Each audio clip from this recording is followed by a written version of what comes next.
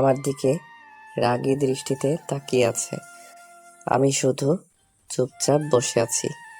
এভাবে রাগী দৃষ্টিতে তাকিয়ে আছো কেন? আমি কি ইচ্ছে করে বিয়ে করছি নাকি? চুপ, একদম চুপ। আমি তো আসলেই এই সম্পর্কে কিছু জানতাম না। যা হয়েছে তো হয়েছে, মেনে নাও না। আমি আর একটা কথাও শুনতে চাই না। আচ্ছা ঠিক আছে, তবে আর কতক্ষণ এইভাবে কান ধরে দাঁড়িয়ে থাকবো? সারা রাত। আল্লাহ, আমার কপালটাই কেন এত খারাপ। ভুলেই তো গেলাম পরিচয় দিতে। আমি শাহিনুর ইসলাম আকাশ, আর নীলা আমার বউ। আজ বিয়ে হয়েছে, আর বাসর রাতের কাহিনী হচ্ছে এগুলো। কিন্তু নীলা এমন কেন করছে বুঝতে পারছেন না, তাই না? চলুন একটু ফ্ল্যাশব্যাক থেকে ঘুরে আসি। দুদিন আগের ঘটনা। এই, থামো থামো। আমি ছুটছি বাসের পেছনে। ভাই দাঁড়ান। অবশেষে বাস থামলো। আমি বাসের উপর উঠে পড়লাম। কি ভাই, কই ছিলেন? আরে ভাই, একটু ধরছিল, তাই বাথরুমে গিয়েছিলাম।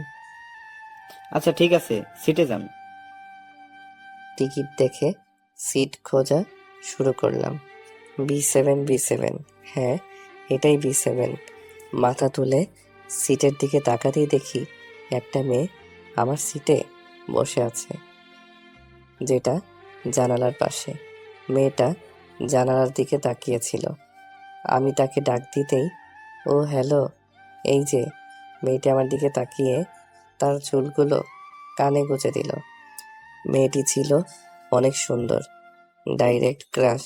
উফ, সেই। তবে এখন মোমের মতো গললে চলবে না, আমাকে আমার সিট বাঁচাতে হবে। এই যে, এটা আমার সিট। ও, তা কিভাবে? এখানে কি কোথাও আপনার নাম লেখা আছে? নাই, তবে দরকার পড়লে সিটে নাম লিখে ফেলবো।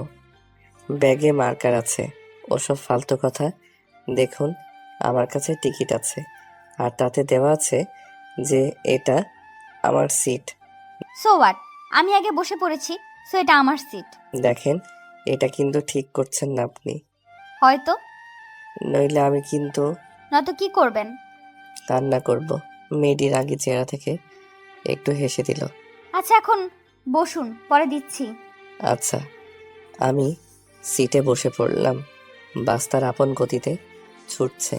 এখন সন্ধ্যা প্রায়, এমন অবস্থা, বাতাস অনেক। আচ্ছা, আপনার নামটা কি? নাম দিয়ে কাজ? না, এমনি জানার আগ্রহ। বলবো না, সমস্যা। না, আচ্ছা ঠিক আছে। মনটা খারাপ করে অন্যদিকে তাকালাম। নীলা। তার দিকে তাকিয়ে, কি? নীলা আমার নাম। ও, সুন্দর নাম তো। কে আপনার বাবা এই নাম রেখেছিল? এবার আমার দিকে ঘুরে বলল, এই যে মিস্টার। হ্যাঁ। মিস্টার না, আকাশ। হ্যাঁ আকাশ, দেখুন আমি কিন্তু বুঝতে পারছি আপনি লাইন মারার চেষ্টা করছেন, ভুলেও চেষ্টা করবেন না। ঠিক আছে, এই কুল কুল, ঠান্ডা হন। নীলা জানালার দিকে তাকিয়ে থাকলো। তবে লাইন মারার চেষ্টা কেন করব না? নীলা আমার দিকে অন্য এক দৃষ্টিতে তাকালো। কারণ আমার বিয়ে ঠিক হয়ে গেছে। মনটা কিছুটা খারাপ হয়ে গেল। তা কবে আপনার বিয়ে? জানি না, তবে মা বলেছে যে কোনো মতেই আজ আমায় বাসায় আসতেই হবে। ও, খুব খারাপ লাগছে। সবেমাত্র ইন্টারমিডিয়েট শেষ করলাম। কোথায় ইচ্ছে ছিল একটা ভার্সিটিতে ভর্তি হব, সব আশা শেষ করে দিল। আমি বুঝতে পারছি আপনার কষ্ট। ওয়েট ওয়েট, এসব আমি আপনাকে কেন বলছি? আপনি জানেন, সে আবার জানালা থেকে মুক্ত মনে বাতাস খেতে লাগলো। তবে আপনার সাথে লাইন মেরে এমনিও লাভ হতো না। কেন? কারণ আমারও বিয়ে ঠিক হয়ে গেছে। হুম। আর কিছু বললাম না, সিটে হেলান দিয়ে ঘুমিয়ে পড়লাম। এই যে শোনেন, নীলাকে ডাকতে থাকলাম, এই যে উঠুন। হুম। ঘুমের মধ্যে একটু সাড়া দিল। এই যে বাস থেমেছে। নীলা জেগে উঠল। কি হয়েছে? বাস থেমেছে, পেট্রোল ভরবে আর বিরতি। অনেক লং জার্নি, একটু ফ্রেশ হয়ে আসতে পারেন? নো থ্যাঙ্কস, আপনি যান। মনটা খারাপ করে দিল। নিজের ব্যাগ কাঁধে নিয়ে বাস থেকে নেমে গেলাম। দোকান থেকে পানির বোতল কিনে দাঁড়ালাম। তখন পেছন থেকে ডাক, তো ওয়াশরুমটা কোথায়? কে? পিছনে ঘুরে দেখি নীলা। হুম, আরে আপনি আপনি না বললেন আসবেন না? কথা কম বলেন আর বলেন ওয়াশরুমটা কোথায়। ও আচ্ছা, আমার সাথে আসুন। নীলাকে নিয়ে ওয়াশরুমে গেলাম। এই নিন ব্যাগ আর দাঁড়ান। এই বলে নীলা চলে গেল ওয়াশরুমে। দীর্ঘ 5 মিনিট দাঁড়িয়ে রইলাম। হঠাৎ গাড়ির হর্ন পেলাম। এই যে, দ্রুত বের হন, বাস তো ছেড়ে দিল। একটু সময় লাগবে। আমি সেখান থেকে দ্রুত দৌড়ে বাসকে আটকাতে গেলাম। বাস তখন ছেড়ে দিয়েছে। বাসের পিছনে ছুটছি। এই বাস, বাস থামো, এই থামো। 5 মিনিট পর উফ, শান্তি। ওয়াশরুম থেকে বেরিয়ে, আমার ব্যাগ দিন। নিন। চলেন। কোথায়? বাসে। চলে গেছে। চলে গেছে? কি চলে গেছে? বাস কি?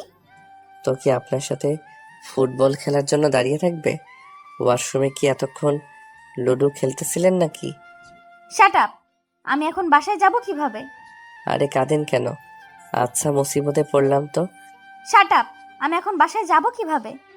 আরে কাঁদেন কেন? আচ্ছা, মুসিবতে পড়লাম তো। এখন কি করব? আচ্ছা, আমি ব্যবস্থা করব। আপনাকে কোনো মতে আমি বাসায় পৌঁছে দেব। এবার চলুন। কোথায় যাব? আমার শ্বশুর বাড়ি। কি? চলুন দেখি কোনো বাস পাওয়া যায় নাকি। দরকার নেই, আমি নিজেই পারবো। আচ্ছা, বাই। আমি হেঁটে গিয়ে এক লোককে জিজ্ঞেস করলাম, ভাই, এখানে কি আশেপাশে কোথাও বাস স্টেশন আছে? এই যে পথ দিয়ে সামনে গিয়ে বামে, 2 কিলোমিটার দূরে। ধন্যবাদ। পেছনে ঘুরে দেখি নীলা দাঁড়িয়ে। কি হলো, আপনি এখানে? আচ্ছা, আপনার সাথে যাচ্ছি। কি? শুনি নাই। যাচ্ছি বলছি। হুম, ঠিক আছে। তবে এত জোরে বলার কি দরকার? আমি কি কানে কম শুনি? এখান থেকে 2 কিলোমিটার দূরে বাস পাওয়া যাবে। ও আচ্ছা। কি? 2 কিলোমিটার দূরে? হুম, এতটা পথ কিভাবে যাব? এখন তো রাত, শহরের অঞ্চলও না, কোনো গাড়ি পাওয়া যাবে বলে মনে হয় না। পারবো না যেতে। আচ্ছা থাকেন, যাই। যাচ্ছি তো। হুম, চলেন।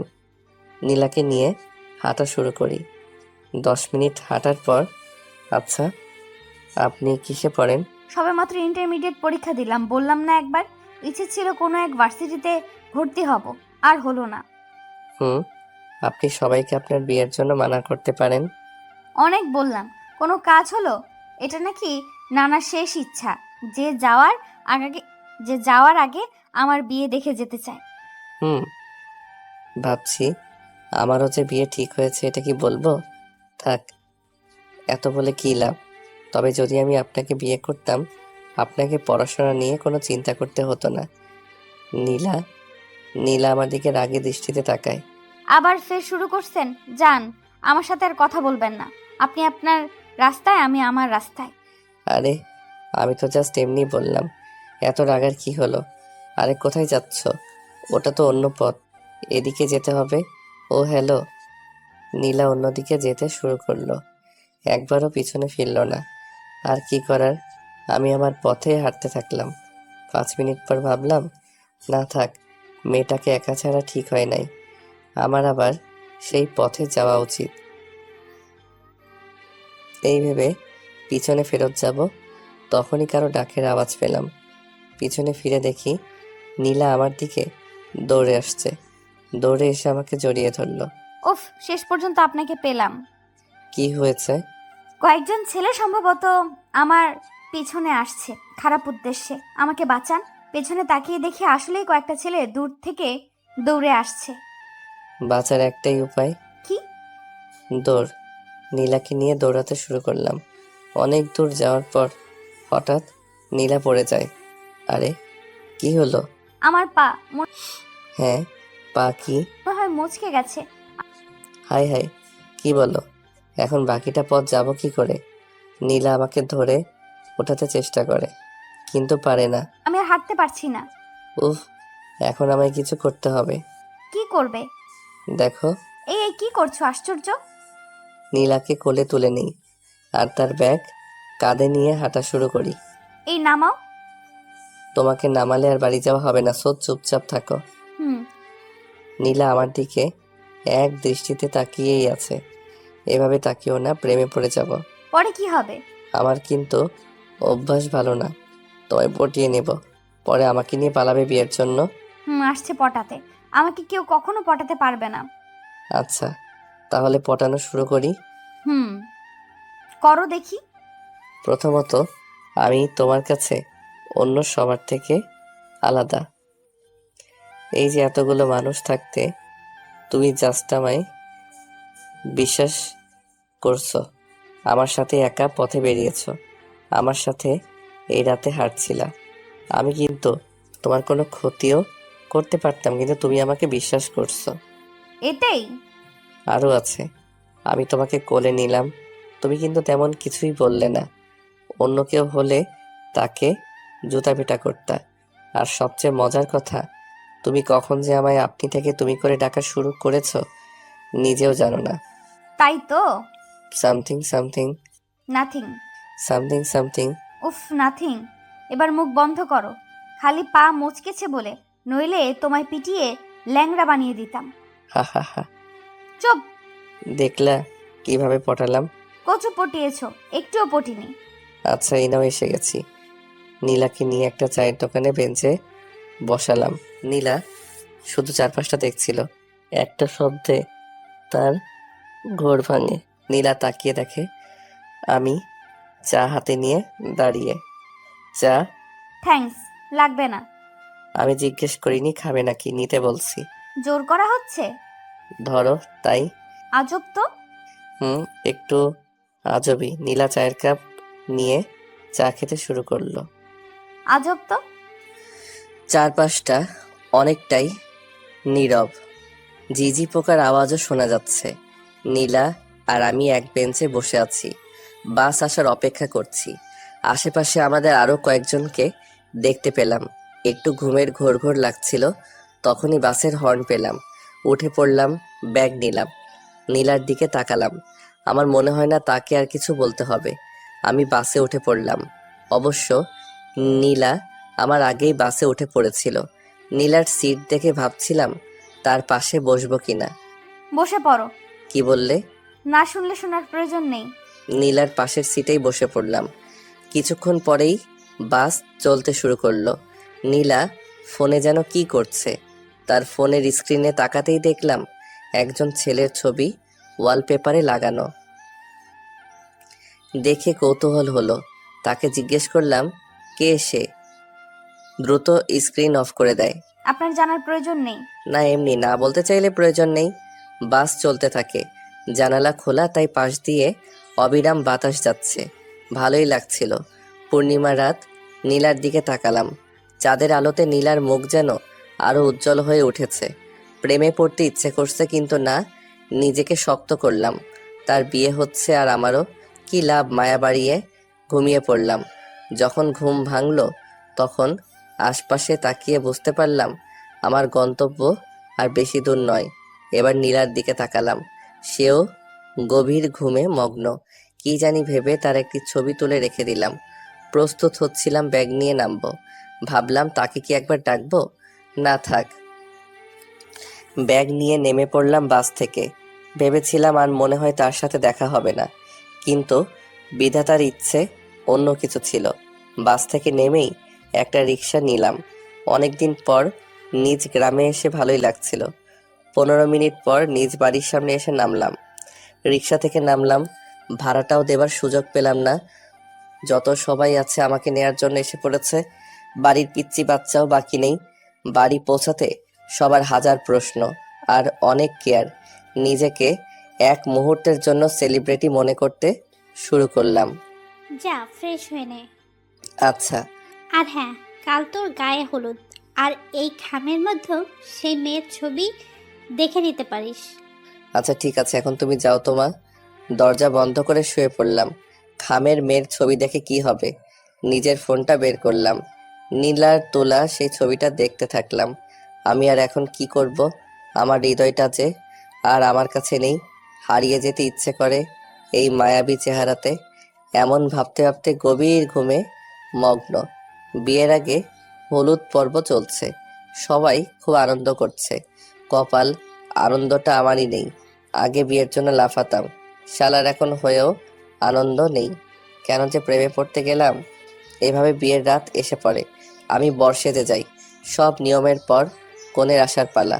আমি তো জাস্ট মুখ গোমড়া করে বসে আছি, আশপাশ হই হুল্লোড়। আমার বন্ধুরা বসে আছে। এই বেটা, তোর বিয়ে আর তুই মন খারাপ করে বসে আছিস কেন? একটু হাস। হারামখোর, বিয়ে করতে আসছি কোনো কমেডি শো দেখে হাসার জন্য আসি নাই। বাই দ্য ওয়ে, আমি আছি চিন্তায়, একটু পর বিয়ে হবে। আল্লাহই জানে আমার বউটা কেমন জল্লাদ। না না, এমন নেগেটিভ কথা চিন্তা করাটাও মোটেও শুভ নয়। ওই দেখ, কোণে আসছে, মানে ভাবে আসছে। আমি মুখ তুললাম, বউ আসছে, মাথায় ইয়া লম্বা ঘোমটা দেয়া। সবাই মিলে তাকে আমার পাশে বসালো। দেখলাম কাজী সাহেবও আসছেন। আমার কুরবানিটা ভালো মতোই করবেন দেখতেছি। সবার কাছে কাজী লাগলেও আমার কাছে কসাই লাগছে। খোদাই জানে কত সিঙ্গেল পোলাগো জল্লাদের হাতে তুলে দিছে। ইস, আমার পাশে এই মেয়ে না হয়ে নীলা হতো, কি ভালোই না হতো। আল্লাহ এমনটা করতো তাহলে কত ভালো হতো। মামুনি, ঘুমটাটা উঠাও। সে শুধু মাথাটা ঝাঁকালো আর ঘোমটা নামালো। আমার বন্ধু বলল, আরে শালা, নিচে না তাকায় বোটারে দেখ। না চাইতেও তাকালাম। সামনে কোণের দিকে তাকাতেই চোখগুলো আমার বড় বড় হয়ে গেল। রুমাল দিয়ে মুখ ঢেকেছিলাম, তা হাত থেকে নিচে পড়ে গেল। হাতটা দিয়ে চোখ কসলালাম। এটা কি কল্পনা না বাস্তব? কিছু খাইয়ে আসলাম নাকি? না তো, তেমন তো মনে হয় না। তার মানে আমার সামনে নীলা বসে আছে, যে আমার হারামি ফ্রেন্ডসগুলোর ভাবি। হোয়াট? মামুনি, কবুল বলো। নীলার চোখের দিকে তাকাতেই ভয় লাগছে। সেও আমার মতো অবাক, তবে তার চেয়ে রাগটাই বেশি।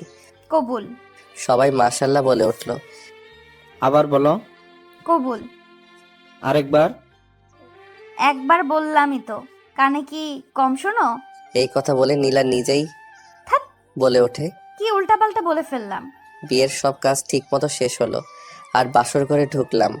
ঢুকতেই আমি দরজা লাগানোর আগেই নীলা দরজা লাগিয়ে বলে, কানে ধরো, কি? যা বলছি তাই করো। মানে? করবি নাকি? আচ্ছা আচ্ছা। কানে ধরে দাঁড় করিয়ে বিছানায় বসে পড়ে। সো এই ছিল আমার ফ্ল্যাশব্যাকের কাহিনী।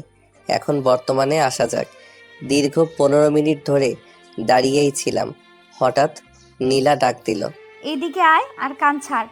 হুম। তার পাশে এসে বসলাম। কাছে আয়। কাছে আসতেই ঠাস করে একটা থাপ্পড় মেরে দেয়।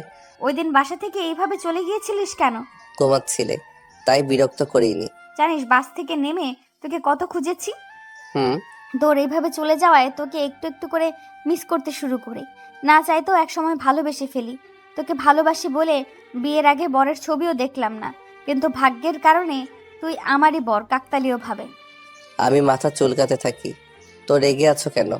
নীলা আমার বুকে ঝাঁপিয়ে পড়ল, আমাকে জড়িয়ে ধরলো আর বুকে ঘুষি মারতে থাকে। পাগল, তোকে ভালোবাসি। চুপ। ভালোবাসবে দেবে তুমি আমার মতো করে। হুম। তবে কখনো তুই, কখনো তুমি, আবার কখনো আপনি আমার দ্বারা হচ্ছে না। যে কোনো একটা ডাকো। আমার প্রপার্টি যেটা খুশি সেটা ডাকবো। প্রপার্টি? আমায় কবে নীলা আমার ঠোঁটে হাত রাখলো? শ্শ্, কোনো কথা না। নীলা বাতি বন্ধ করে দেয়। আমি কিছু দেখি নাই। সকালে। এই ওঠো। হুম। আরে উঠবা নাকি? যাও তো একটু ঘুমাই। তুই উঠবি নাকি? কি? হুম। ক্যারে, এত কাকের মতো চেঁচাস? এই বলে কম্বলটা দিয়ে মাথা ঢেকে দেই। আমি কাক? বুকে ইচ্ছা রকম ঘুষি মারতে থাকি। এই ফকির নিউট বলছি। কে কে? ভূত? আচমকা জেগে যাই। না, তোর জম। কি? চোখ কসলাতে থাকি। চোখ খুলে দেখি নীলা।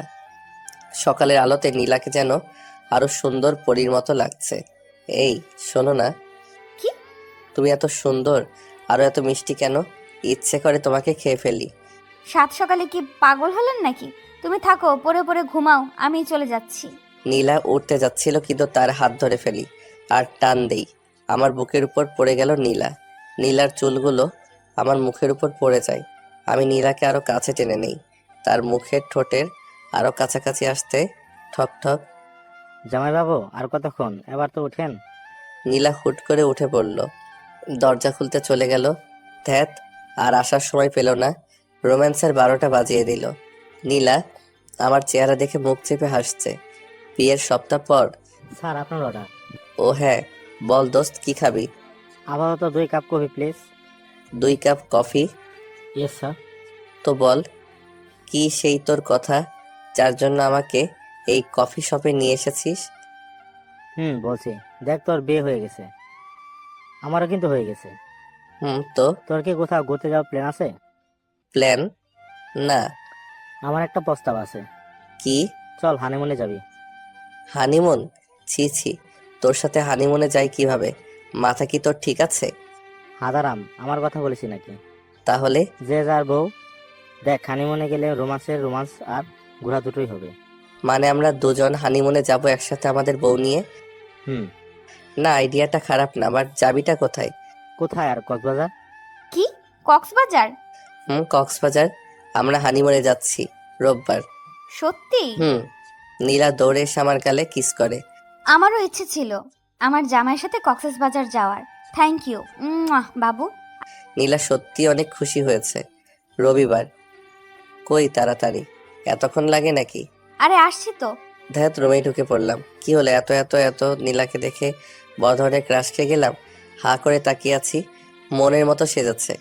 কি হলো, হা করে আছো কেন? আর চোখ সরাও, আমার কি লজ্জা লাগে না? কি? আমার রাগী বউয়ের আবার লজ্জা? কি বললি? আমি রাগী? তোর কোন দিক থেকে মনে হয় আমি রাগী? গাড়ির হর্নের শব্দ আসলো। ওই দেখো, গাড়িও এসে পড়েছে। এখন রাখো এগুলো। নীলা আর আমি বেরিয়ে পড়ি। সবার থেকে বিদায় নিয়ে নেই। বাসা থেকে বেরিয়ে দেখতে পেলাম আবির তার গাড়ি নিয়ে হাজির। কি অবস্থা? দেখছিসই তো কেমন। ভাবি কেমন আছেন? এই তো, গাড়ি থেকে একটা মেয়ে নামলো। আর ভাবি পরিচয় করে দিই, এই হলো আমার বউ মেঘা, আর মেঘা হলো আকাশের ওয়াইফ। তো যাওয়া যাক, বাকি কথা গাড়িতে হবে না। একে একে সবাই গাড়িতে উঠে পড়লাম। গাড়ি স্টার্ট করে দেয়। অনেক আনন্দের সাথেই যাত্রা শুরু করলাম, কিন্তু আসলে এই যাত্রাতে যে কত ঝামেলা আর বিপদের সম্মুখীন হতে হবে তা সম্পর্কে একটু ধারণা ছিল না। চল। একে একে সবাই গাড়িতে উঠে পড়লাম। গাড়ি স্টার্ট করে দেয়। অনেক আনন্দের সাথেই যাত্রা শুরু করলাম। আবির গাড়ি ড্রাইভ করছিল। সামনের সিটে মেঘা, পেছনের সিটে নীলা আর আমি। জানালা দিয়ে বাতাস আসছিল। সেই বাতাসে নীলার চুলগুলো এসে আমার মুখে পড়ছিল। বিরক্তিকর লাগলেও বেশ ভালোই লাগছিল। নীলা চুলগুলো কানে গুজে দেয়। যাই হোক, আমি নীলার আরও কাছে এসে তার কাঁধে মাথা রেখে চোখ বন্ধ করে ফেলি আর ঘুমের মাঝে তলিয়ে যাই। না, আমি কিছু শুনতে চাই না। কেন আবার কল করলে? চলে গেলে? সো যাও। আবার কেন? এরকম কিছু শব্দ কানে আসছিল। চোখে খুলে মাথা উঠিয়ে দেখি নীলা জানি কার সাথে কথা বলছে। ফোনটা কেটে দেয়। ব্যাপারটা কি হলো? কে কল করেছিল? কি? বলছিলাম, কে কল করেছিল? না, কেউ না। মানে তেমন কেউ না। বলেই মুখটা জানালার দিকে ফিরিয়ে নিল। গাড়ি চলছিল। সামনের সিটে আবির আর মেঘা কথা বলেই যাচ্ছিল। আমি নীলার পাশ থেকে একটু সরে জানালার দিকে গিয়ে বাইরে তাকিয়ে থাকলাম। আচ্ছা আবির, কক্সবাজারে তো রাতে রওনা দেয়, কিন্তু আমরা সকালে যাচ্ছি কেন? আরে বুঝিস না, আমাদের পৌঁছাতে পৌঁছাতে রাত হয়ে যাবে, আর রাতে গেলে তো আমি আমার বউ আর তুই ভাবিকে আলাদা সময় দিতে পারবি। নীলার দিকে তাকালাম। দেখে বোঝা যাচ্ছে তার মনটা উদাসীন। ভাবলাম তাকে জিজ্ঞেস করব, কিন্তু কেন গিয়ে করতে পারলাম না। গাড়িতে থেকে নামতে শুরু করি। কক্সবাজারে পৌঁছে গেলাম। একটা হোটেলে উঠে পড়লাম। এই নে চাবি। 36 নাম্বারটা তোর রুম, আর 35 নাম্বারটা আমার রুম। আচ্ছা। নীলার কাছে গিয়ে নীলাকে ডাক দিলাম। নীলা, কোনো উত্তর নেই। নীলা, এই যে ম্যাডাম। তার গায়ে ধাক্কা দিয়ে, হ্যাঁ হ্যাঁ, কি? কোথায় হারিয়ে গিয়েছিলেন? না, কোথাও না। আচ্ছা চলুন। কোথায়? কোথায় আবার? রুমে। আচ্ছা। তারপর নীলাকে নিয়ে রুমে চলে গেলাম। রুমে গিয়ে ব্যাগ রাখলাম। এরপর নিজের কাপড় নিয়ে চলে যাই ওয়াশরুমে। গোসল করে বেরিয়ে দেখি রুমে নেই। চারপাশে দেখলাম, না নেই, কিন্তু কিছু কথার আওয়াজ পাচ্ছিলাম। আওয়াজ বারান্দা থেকে আসছিল। আমি বারান্দার কাছে গিয়ে দাঁড়ালাম। না, এটা আর সম্ভব না। তুমি চলে যাও, আমার আর দরকার নেই। সো প্লিজ যাও। আমি বারান্দায় গিয়ে বললাম, নীলা। নীলা চমকে যায়, দ্রুত ফোন কেটে দেয়। তুমি? নীলা, তুই সত্যি বলবে কি হয়েছে প্লিজ? নীলা মাথা নিচু করে দাঁড়িয়ে আছে, কিছু বলছে না। কি হলো, কিছু বলবে না? আমি আমার হাত নীলার কাঁধে রাখলাম।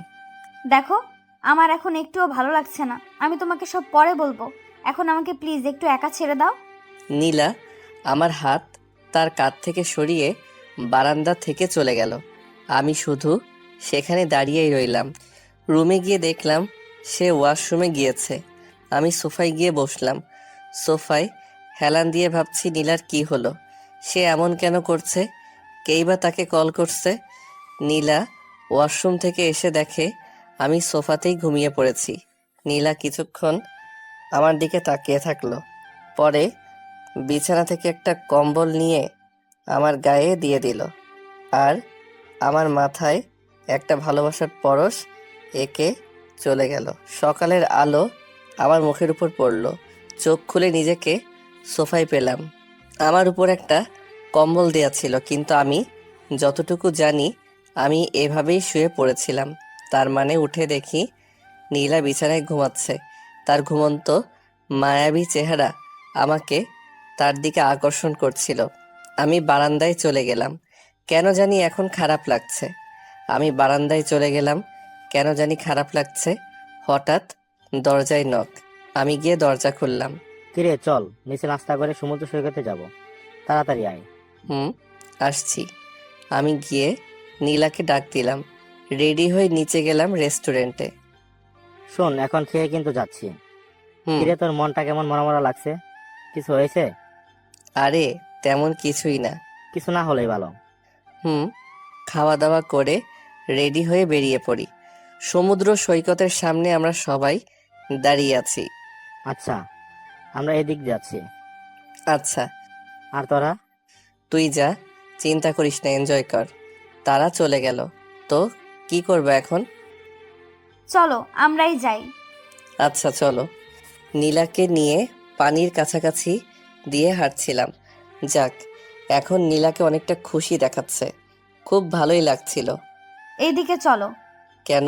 ওই যে ওইখানে আইসক্রিম। ও আচ্ছা, চলো। হুম। নীলাকে নিয়ে গেলাম। আচ্ছা ভাই, 2টা আইসক্রিম। আইসক্রিম নিয়ে আসছিলাম, দেখি নীলার সামনে একজন দাঁড়িয়ে, সম্ভবত তার সাথে কথা বলছে। আমি কাছে গেলাম, দুজন আমার দিকে তাকালো। ও, তাহলে ও তোমার হাজবেন্ড? নীলার দিকে তাকিয়ে কথাটা বলল। Nice to meet you. আমি রক্তিম। আমার দিকে হাত বাড়িয়ে দিল। তার সাথে হ্যান্ডশেক করলাম। নীলা, তুমি কি আমার পরিচয় দেবে না? নীলা মাথা নিচু করে রয়েছে, কিছু বলছে না। এক হাত দিয়ে তার আরেক হাত ধরে আছে। আচ্ছা, আমি বলছি। আমি তার কলেজ ফ্রেন্ড, বলতে পারেন ফ্রেন্ডের চেয়ে বেশি। আচ্ছা, আমার মনে হচ্ছে নীলাকে যে কল করে সে আর কেউ না, এই রক্তিমই। আর এখন চিনতে পারলাম, ওই দিন বাসে নীলার ফোনে যার ছবি দেখেছিলাম সে এই। তো একটু দয়া করে একটু আমাদের একটা রাখবেন, আমাদের একটু পার্সোনাল কথা আছে। মাথা চরম গরম হয়ে গেল। আমার বউয়ের সাথে কিসের পার্সোনাল কথা? কিছু বলতে যাব তার আগেই আমাকে আবির ডাকাডাকি শুরু করলো। ওই আসিস না কেন? নীলা, চলো। আরে সে আসবে না, আপনি যান। কিন্তু আরে কি হলো, আয়, খুব ইমার্জেন্সি। আবির দূর থেকে ডাকছে। না পেরে আবিরের কাছে গেলাম। বলো কি হয়েছে? আরে আমি আমার বউ হারাই ফেলছি। কি বলস উল্টা পাল্টা? আরে মেঘাকে খুঁজে পাচ্ছি না। কিন্তু কিভাবে কি? সেসব পরে, আগে খুঁজে দেখি। পরে মেঘাকে খুঁজতে শুরু করি। অনেক পরে মেঘাকে পাই। আমাদের থেকে অনেকটা দূরে চলে গিয়েছিল। ভাইরে, হানিমুনে আসছিস না এভাবে খাটাতে আসছিস? সরি রে। আচ্ছা, নীলা? আরে নীলা কোথায়? ঠিকই তো, নীলা কোথায়? নীলা খুঁজতে থাকি, সারা বীচ খুঁজে নীলাকে পেলাম না। এক কাজ কর, নীলাকে কল দে। ফোন দে। ফোন হোটেলে। আমার মনে হয় হোটেলে গিয়েছে। হোটেলে ব্যাক করলাম, আমার রুমে গেলাম। রুমে গিয়ে দেখলাম কিন্তু নেই। বারান্দায় গেলাম, হ্যাঁ, নীলা সেখানে দাঁড়িয়ে। তুমি চলে এলে কেন? আমার ভালো লাগছিল না। তাই বলে এভাবে চলে আসবে? বলার জন্য তোমাদের কাউকেই পাইনি। নীলা বারান্দা থেকে চলে গেল। হঠাৎ কল আসলো। Hello mister. ভুলে গেলেন? এই যে রক্তিম। তো কি জন্য কল? বলছিলাম আপনি আমার আর নীলার জীবন থেকে সরে যান। কি পাগলের মতো কথা বলছেন? ঠিকই বলছি। বলছিলাম না, ফ্রেন্ডের চেয়ে বেশি সে আমাকে ভালোবাসে। মিথ্যা, সব মিথ্যা। ওকে, তোমাকে কিছু ফটো দিচ্ছি। টুট টুট। একটু পর ফোনে শব্দ হলো। ফোনের মেসেজ আসছে।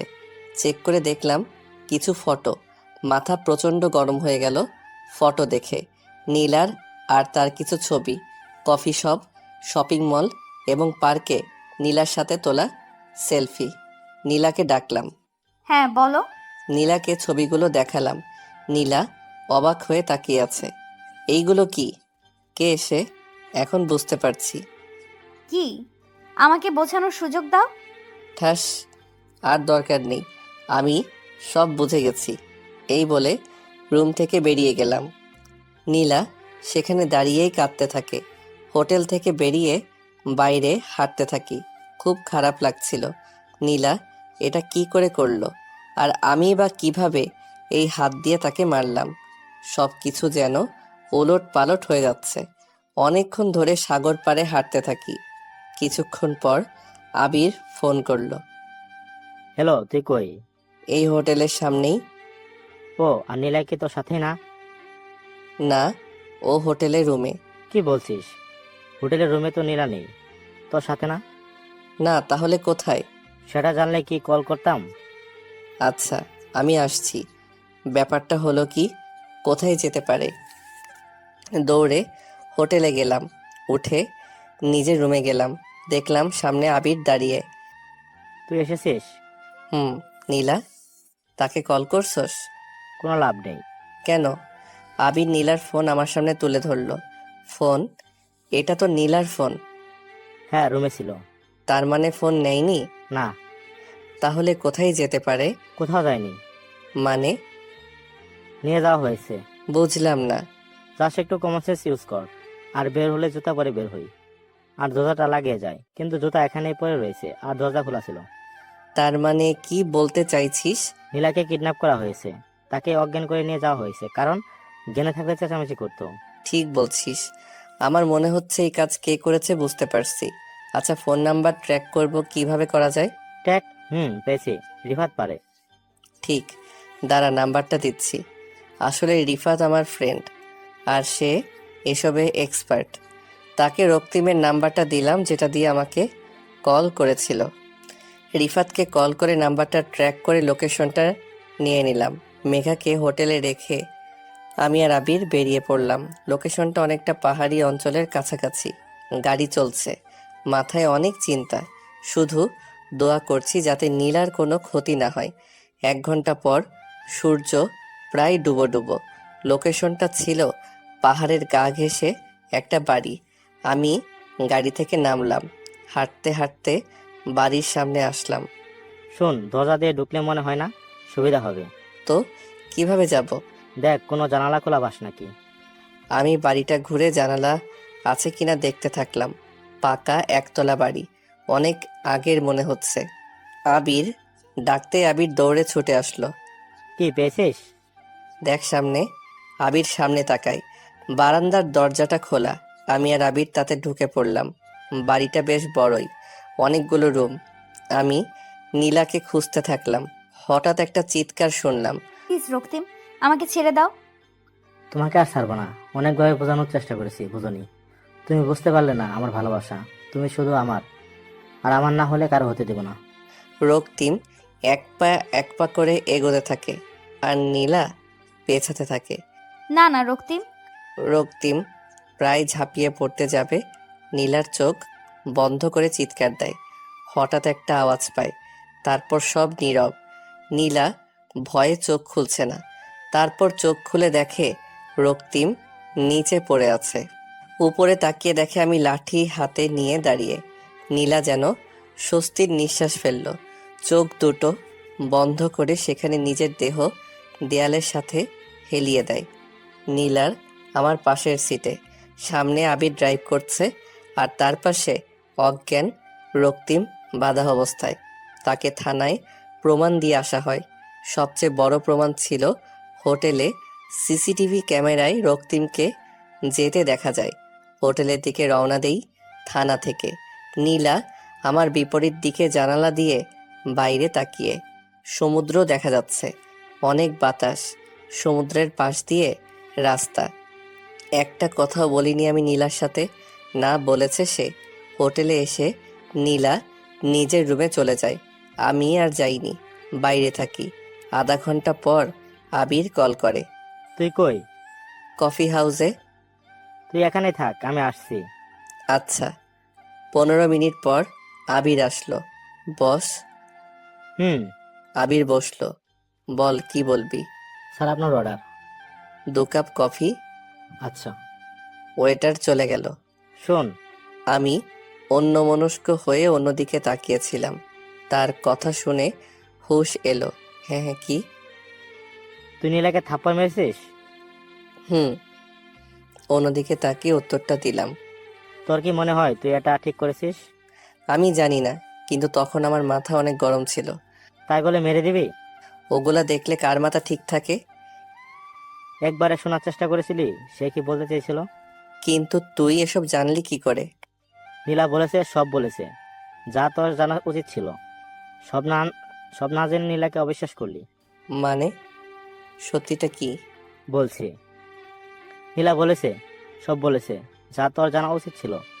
সব না জেনে নীলাকে অবিশ্বাস করলি। মানে সত্যিটা কি? বলছি, রক্তিম আর নীলার মাঝে আগে একটা সম্পর্ক ছিল, প্রায় 1 বছর। সব ঠিক ছিল। একদিন হঠাৎ রক্তিম সম্পর্কটা ভেঙে চলে যায়। নীলা অনেক বললেও সে ফিরে আসে না। কারণ একটাই, তার আর নীলাকে ভালো লাগে না। এরপর নীলার কাহিনী সম্পর্কে আর কিছু বলতে চায় না। কেন? কি আর করবো, বাকিটা ওই যে ছেঁকা খাইলে যা হয় তাই হয়েছে। সারাদিন কাঁদতো আর ঘরে বসে থাকতো। এরপর তার বিয়ে ঠিক করে ফেলা। সেই স্ত্রী করে যে বিয়ে করে তাকে ভুলে যাবে। আর তোর কাহিনী, বাসের কাহিনীর পর থেকে একটু একটু করে তোকে ভালোবাসতে শুরু করে। এরপর বিয়ে শেষ, প্রায় ভুলে যায় রক্তিমকে। তবে ওই দিন আসার সময় রক্তিম ফোন করে বলে যে সে নাকি ব্যাক করতে চায়। সে নিজের সব ভুল বুঝতে পেরেছে। নীলা বোঝায় এটা সম্ভব না, কিন্তু রক্তিম মানতে রাজি না। এই নিয়ে নীলা অনেক টেনশনে ছিল। রক্তিম নানাভাবে বিরক্ত করছিল। ওই দিন সেই বিচে তোর সাথে রক্তিমের দেখা হয় না? হয়েছে। রক্তিম সব শেষ করবে বলে নীলার কাছে কথা বলার সময় চায়, কিন্তু তা না করে নানাভাবে ভয় দেখানোর চেষ্টা করে। বলে না মানলে আগে ছবিগুলো দিয়ে দিবে। তাও সে মানেনি, কারণ তোকে ভালোবাসে। এরপর তো ছবিগুলো তো দিলই, এতে শান্তি হলো না। শেষে তুলে নিয়ে গেল। এতটুকু বলে আবির থেমে যায়। আমার চোখ একটু ভেজা ভেজা লাগছে। বুঝতে পারছি না কি হচ্ছে। আশা করি আর কিছু বোঝানোর নেই। এই বলে চলে গেল। আমি কফি শপেই রয়ে গেলাম। না, নীলার কাছে ক্ষমা চেয়ে নিতে হবে। আমি ভুল করে ফেলেছি। হোটেলে ব্যাক করলাম, নিজের রুমের সামনে গিয়ে নক করলাম। 2 মিনিট ধরে দাঁড়িয়ে রয়েছি, গেট খোলার কোনো নাম নেই। আবার নক করতে যাব, অমনি গেট খুলে দিল। গেট খুলে কোনো কথা না বলে চলে গেল। আমি শুধু তাকিয়েই থাকলাম। দরজাটা লাগিয়ে রুমে ঢুকলাম। নীলা বারান্দায় গিয়েছে। আমি বারান্দায় গিয়ে দাঁড়ালাম। আমি তার কাঁধে হাত রেখে বললাম, নীলা। এক ঝটকায় আমার হাতটা সরিয়ে দিয়ে চলে যায়। আমি অবাক হয়ে গেলাম। এত রাগ? ব্যাপারটা কি? না না, আমাকে কিছু করতে হবে। রুমে গিয়ে দেখি নীলা বিছানায় উল্টো দিক হয়ে শুয়ে আছে। চারপাশে তাকালাম, কিছু না বুঝে আমি চুপচাপ তার পাশে শুয়ে পড়লাম। আমি গিয়ে তাকে জড়িয়ে ধরলাম, ধাক্কা দিয়ে সরিয়ে ফেললো। খবরদার, আমাকে একদম টাচ করবে না। আর এই বিছানাতে তো ভুলেও শোবে না। চুপ। আমি নিচে পড়ে রইলাম। হাই হাই, বলে কি? আমার কি হবে? আমার হানিমুনের কি হবে? একদম চুপ। কোনো হানিমুনের নাম নিবি না। মন খারাপ করে ফেললাম। তা চুপ। একটা শাট আপ। মুখ বন্ধ করবি নাকি? উঠে দাঁড়ালাম। গিয়ে একটা বালিশ নিলাম। নীলার সামনে দাঁড়িয়ে রইলাম। নীলা তাকিয়ে দেখে আমি দাঁড়িয়ে। কি হলো, দাঁড়িয়ে আছিস কেন? বালিশ মানে কোলবালিশটা লাগবে, যদি একটু দিতেন। কোলবালিশ? হুম। আমার কোলবালিশটা ধরিয়ে দিল। এই নে, আর একদম জ্বালাবি না। আমি কোলবালিশ নিয়ে সোফায় শুয়ে পড়লাম। কোলবালিশ, আজ তুই আমার বউ, কিছু করার নাই, তোর সাথেই আমার হানিমুন করতে হবে। আমার বউ তো আমাকে টাচই করতে দেয় না, বুঝলি? Shut up. আর কোনো কথা বললে আগে তোর কোলবালিশে জানলা দিয়ে ফালাবো, তারপর তোকে। চুপ হয়ে গেলাম। আমি একদম মুখ বন্ধ করে ফেললাম। এ তো ডাইরেক্ট অবিচার। মন খুলে কোলবালিশের সাথে কি কথাও বলতে দেবে না নাকি? আর কি ঘুমিয়ে পড়লাম, এমনিতেও টায়ার্ড। আধা ঘন্টা পর নীলা উঠে গিয়ে আমার সামনে হাঁটু গেড়ে বসলো। আমার মাথায় হাত বুলিয়ে দিয়ে মাথায় একটা কিস করলো। ফাজিল ছেলে, আমার কথা না শুনেই থাপ্পড় মেরেছো, এর জন্য তো শাস্তি পেতেই হবে। যাক, যথেষ্ট পেয়েছো। কালকে সকালে তোমাকে মাফ করে দিব, কিন্তু তার আগে একটু জ্বালিয়ে নেব। শয়তান ছেলে, তোকে ছাড়া আমার ঘুম আসছে নাকি? তোকে ছাড়া আমার ঘুম আসে নাকি, ফাজিল কোথাকার? এই বলে আমার সাথেই সোফার উপরে শুয়ে পড়লো আর আমার বুকে মাথা রাখলো। আমি অবশ্য ঘুমের মাঝেই তাকে শক্ত করে জড়িয়ে ধরলাম। আহ, কি শান্তি! অবশ্য কি জন্য এত শান্তি লাগছে সেটা বুঝতে পারছি না। নীলা গায়ে একটা কাঁথা দিয়ে দিল। আমি অবশ্য ঘুমের মাঝেই তাকে শক্ত করে জড়িয়ে ধরলাম। আহ, কি শান্তি! অবশ্য কি জন্য এত শান্তি লাগছে সেটা বুঝতে পারছি না। নীলা গায়ে একটা কাঁথা দিয়ে দিল। সকালে নীলা আমার আগে ঘুম থেকে উঠে পড়ে, উঠে ফ্রেশ হতে চলে যায়। আমার ঘুম ভাঙে কিছুক্ষণ পরে। চোখ খুলে দেখি নীলা বারান্দায় দাঁড়ানো। আমি উঠে পড়লাম। চোখ দুটো কষলে আস্তে আস্তে হাঁটতে হাঁটতে নীলার দিকে যেতে থাকলাম। নীলার চুলগুলো ভেজা ছিল, সম্ভবত শাওয়ার নিয়ে এসেছে মাত্র। আমি তার আরও কাছাকাছি যাই। তার ঠিক পিছনেই দাঁড়িয়েছিলাম। তার চুল থেকে এক মাতাল করা গন্ধ আসছিল। আমাকে অনেক টানছিল তার প্রতি। আমার নাকটা তার চুলের মাঝে ডুবিয়ে দিলাম আর পেছন থেকে জড়িয়ে ধরলাম। নীলা বুঝতে পারার সাথে সাথে নিজেকে আমার কাছ থেকে ছুটাবার চেষ্টা করতে থাকে। এই, তুমি ছাড়বে নাকি? আমি কোনো কথা বলছি না, তার চুলের ঘ্রাণ নিয়ে যাচ্ছি অবিরাম।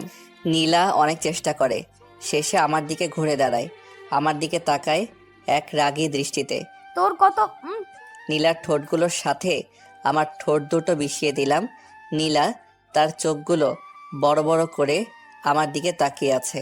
5 মিনিট পর নীলা আর কিছু না করে জোরে হাতে চিমটি দিল। আমি হুট করে কেঁপে উঠলাম আর নীলাকে ছেড়ে দিলাম। আমার মাত্র হুঁশ আসলো, মাত্র বুঝতে পারলাম আমি স্বপ্নের জগতে না, বাস্তবে ছিলাম। এতক্ষণ স্বপ্ন ভেবে করে যাচ্ছিলাম। তুমি? এর জন্য তোমার শাস্তি বরাদ্দ করা আছে। নীলা চলে গেল। আমি ফ্রেশ হয়ে নাস্তা করে নিলাম সবার সাথে। ব্রেকফাস্ট শেষে আমি নীলাকে মেঘার কাছে রেখে আবিরকে নিয়ে একটু বাইরে আসলাম। আরে বল, কি হয়েছে? আরে, নীলা এখনো রেগে আছে, কি করা যায়? আমি কি জানি? এই বলে চলে যেতে লাগলো। তার হাত ধরে আটকে আবার নিয়ে আসলাম। আরে ভাই, একটু তো হেল্প। আব্বে, আমি এখানে হানিমুন করতে আসছি, আমাকে মেঘাকে সময় দিতে হবে। আচ্ছা, এই ছিল বন্ধুত্ব। ঠিক আছে, ঠিক আছে, মনে রাখবো। ইমোশনাল ব্ল্যাকমেল করছিস? হুম। আচ্ছা ফাইন, আমরা এখন সবাই মিলে হিমসরে যাচ্ছি, এখানে বাইরে যাব, বাকিটা সেখানেই বলবো। আচ্ছা। আমরা গাড়ি নিয়ে বেরিয়ে পড়লাম। আমি যথারীতি নীলার সাথে পিছনের সিটে আর তারা সামনে। আমি শুধু তাকিয়ে তাকিয়ে মাপার চেষ্টা করছি যে আমার থেকে নীলার দূরত্ব কতটুকু। মেপে পেলাম কম হলেও 3 হাত। আস্তে আস্তে করে তার দিকে 1 হাত আগালাম। আরেকটু আগাতে যাব। যতটুকু এগিয়েছো তার থেকেও বেশি দূরে যাও। হাই হাই, বুঝলো কেমনে? আমি আবার আমার আগের জায়গায় বসে পড়লাম। গাড়ি পৌঁছে যায়। আমি মূল গন্তব্যে পৌঁছে যাই, যেটা হলো একটা পাহাড়ের উপর। নীলা দাঁড়িয়ে চারপাশটা দেখছে। এই নে। আবির আমার দিকে একটা গোলাপ বাড়িয়ে দিল। এটা দিয়ে কি করব? নীলাকে প্রপোজ কর। আমরা নিশ্চিত ধারণা এমন করলে তার রাগ 99% থাকবে না। ও আচ্ছা, বাট 0.1% কেন হবে না? 100%ও তো বলতে পারতি। আসলে ব্যাপারটা কি, মেয়েদের বিশ্বাস নাই। এমন হতে পারে তোকে 2টা থাপ্পড় বসাই দিতে পারে, পারলে ওই পাহাড় থেকে ফেলে দিতে পারে। আমার হাতে ফুল দিয়ে কেটে পড়ল আবির। আমার প্রপোজ করার চেয়ে আবিরের কথা শুনেই বেশি ভয় করছে। আমি নীলার পিছনে গিয়ে দাঁড়ালাম। নীলাকে ডাকতেই পিছনে ফিরে তাকালো। আমি হাঁটু গেড়ে তার সামনে বসে ফুল বাড়িয়ে বলতে লাগলাম, নীলা। আমি কিছু আর বলতে পারলাম না। তার আগে আমার ফোনটা বেজে উঠল। আমি রেগে ফোনটা রিসিভ করলাম। ওই ক্যাডারে। মাইয়া রে তুই অপরাধী রে, আমার যত্নে গড়া ভালোবাসা দে ফিরাইয়া দে। কি অবস্থা, গান বাজে কেন? এই গানটি আপনার কলার টোন হিসাবে সেট করতে এক চাপুন। ফোন কেটে দিলাম। তো আমি নীলা সামনে তাকিয়ে দেখি নীলা হাওয়া নাই। হঠাৎ মাথার পিছন থেকে কে জানি বাড়ি দিল। পিছনে তাকিয়ে দেখি আবির। আবে, তোর ফোন রিসিভ করতে কে বলেছিল? এখন আমার প্রপোজ। শেষ। ঘোরা শেষে গাড়ি দিয়ে ব্যাক করতে শুরু করলাম। আমি এত ঘোরাঘুরি করে এত টায়ার্ড ছিলাম যে গাড়িতেই ঘুমিয়ে পড়ি। আমার মাথাটা খালি দুলছে। রাত হয়ে গিয়েছে, গাড়ির ভিতরটাও হালকা অন্ধকার, বাইরে থেকে যা আলো আসে আর কি। নীলা আমার মাথা ধরে তার কাঁধে রেখে মাথায় হাত বুলিয়ে দিতে থাকলো। কে জানি মুখের মাঝে পানি মারলো, ঘুম ভেঙে যায়। এই যে রাতে কি এখানে গাড়িতে কাটাবার প্ল্যান? ও সরি, সবাই কোথায়? চলে গেছে, শুধু আপনিই বাকি। ও আমি উঠলাম, হোটেলে গিয়ে নিজের রুমের সামনে আসলাম। দরজা লাগানো, নক করলাম, গেট খুলছে না। 5 মিনিট ধরে নক করছি কিন্তু গেট খোলার কোনো নাম নাই। ওহে প্রিয়তমা, গেট খুলো না। কি? ওহো প্রিয়তম, আজ রাতটা বাইরে ওই যে তোমার গাড়িতে কাটাও। দৌড়ে আবিরের কাছে গেলাম, দরজায় নক। গেট খুলতেই, দোস্ত কিছু কর। আব্বে, আবার কি হয়েছে? নীলা গেট খুলে না। তোরে যে কি করব? মাথায় দরজার সাথে 2টা বাড়ি দিল। মেঘা, আমি আসছি, চল আমার সাথে। আবির আমার সাথে দরজার সামনে আসলো। আবির চারপাশে তাকালো। আবির টানতে টানতে এক জায়গায় নিয়ে গেল। দেখলাম বেলকনির মতো জায়গায়।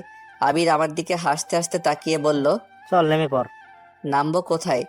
দেখ, ওই যে সাসেন দেখছিস, ওটা দিয়ে পাইপ ধরে গেলে সোজা তোর রুমে বারান্দায় গিয়ে উঠবে। ও তুই গিয়ে পরে দরজা খুলে দিবি? না, তুই যাবি। আরে এখান থেকে নিচে পড়বো আর আমি ডাইরেক্ট উপরে? না, তুই যাবি। আরে জীবনে কিছু কিছু রিস্ক নিতে তো হয়। দেখ, তুই যাবি নাকি গেলাম? যাচ্ছি। সানসেট ধরে এগোতে শুরু করলাম। হঠাৎ একটি কাক আমার মাথার উপরে এসে বসলো। আবির কিছু কর, কাকটা সরা। দাঁড়া, কয়েকটা ছবি তুলে নেই, তোর ছেলে মেয়েদেরকে দেখাবো নি। আবির, ক্যামেরা বের কর, ছবি তোলা শুরু করে। আরে ভাই কিছু কর, নইলে তোর এই ছবি ছেলে মেয়ে তো দূরের কথা, আমি দেখতে পারবো না। কাক চলে যায়।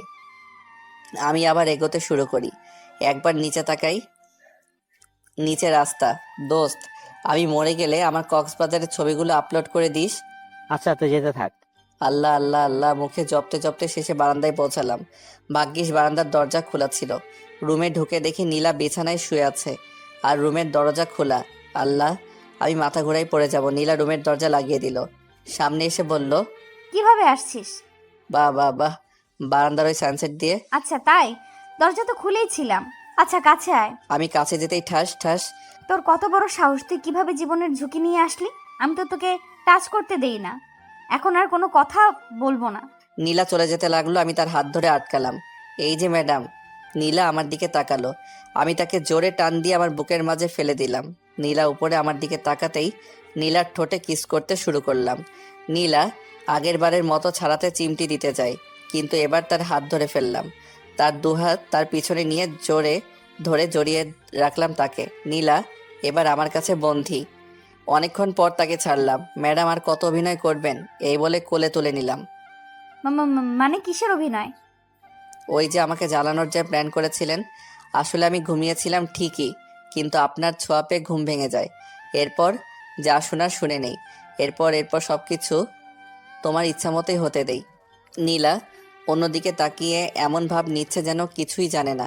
ও আচ্ছা, ঢং। নীলাকে বিছানায় শুইয়ে দিলাম, বাইরের পর্দা লাগিয়ে দিলাম। আমি তার দিকে এগোতে থাকি। না না, একদম না। কি হা হা হা, নিজের বেবির নাম ঠিক করে নাও। মানে? বাকিটা ইতিহাস।